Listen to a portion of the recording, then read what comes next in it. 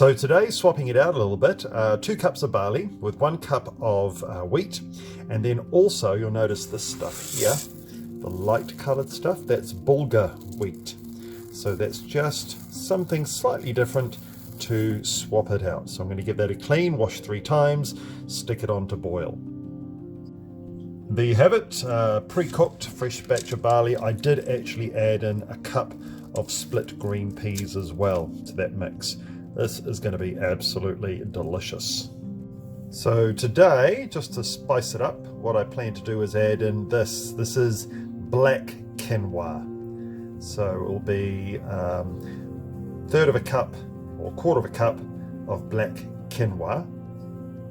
Then to top that off, this is Israeli Couscous. Now what I added in last time, that's when I made the video previously, was Greek couscous, which is slightly different. It's a bit thicker, it's a bit bigger, whereas this Israeli couscous is much finer.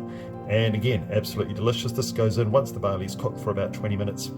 Basically take it off the simmer, then add all this in, bring it to a boil, and then simmer again, and you're ready to go once it's actually ripe to eat. And there we go, absolutely delicious, fresh barley, all set for the next week. Looking forward to eating this